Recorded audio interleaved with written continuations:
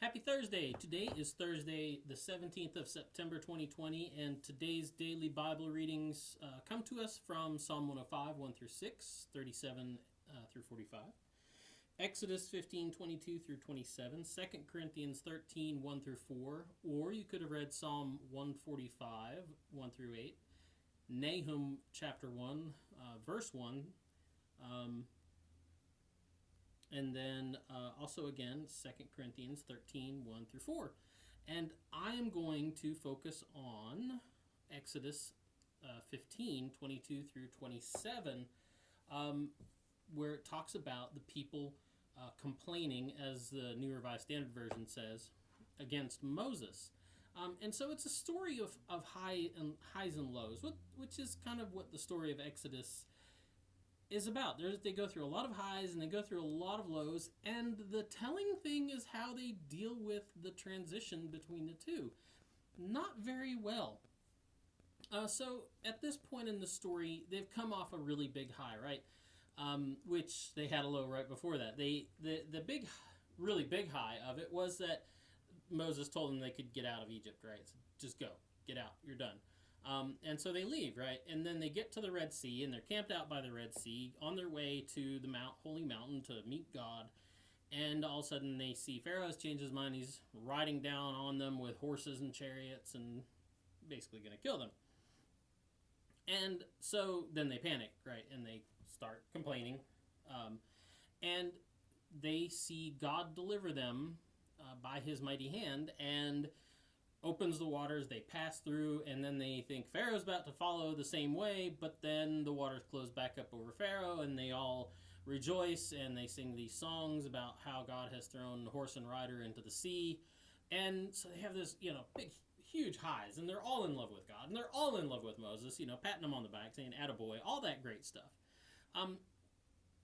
But then that's followed by 3 days' journey without water.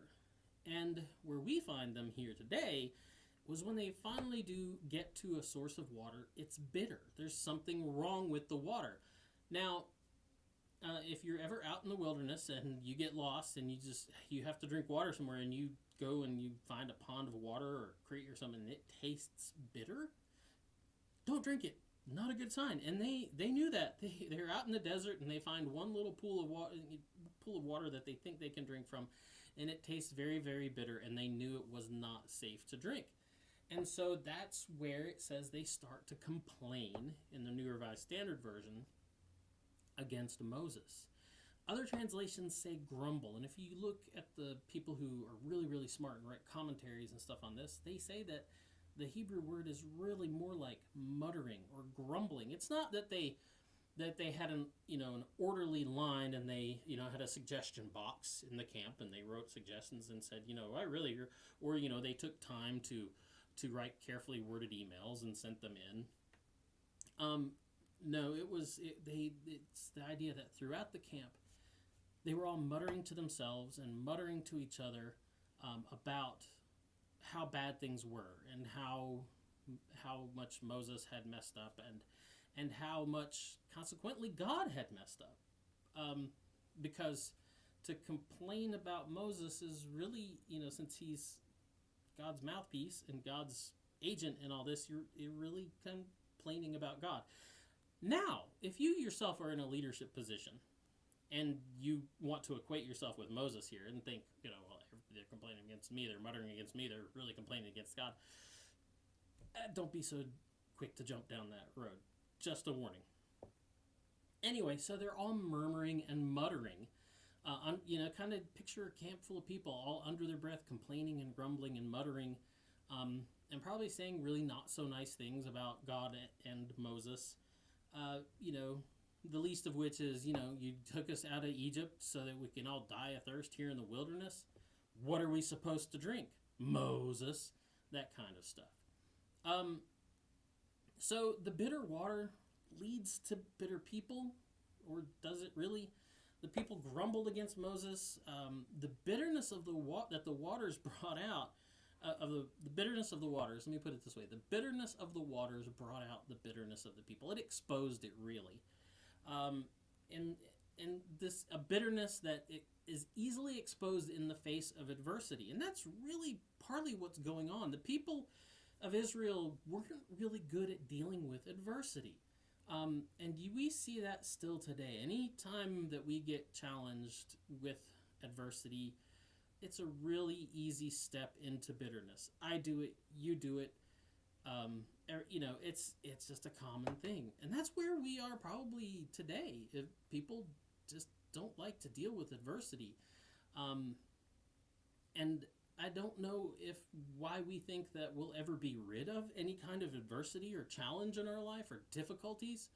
But that's not the way it works. And if you're a believer and you thought that all of that would be taken from you as soon as that blessed moment when you accepted Christ, that you would no longer have to face adversity or challenge or difficulty or bitterness, I'm not sure what you signed up for.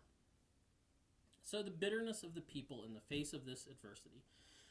They're rejoicing over God's acts of deliverance at the Red Sea was really short-lived, wasn't it? They didn't, I think the problem is, like I was saying, they didn't realize that the Exodus proper, leaving Egypt, was just a beginning, and that it wasn't an end in itself, that life would go on after that. What they were doing is they were going from one life into another.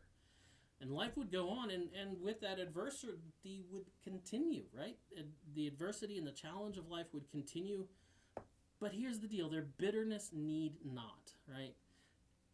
In the story, we're shown that dealing with bitter water is just an easy thing to do, right?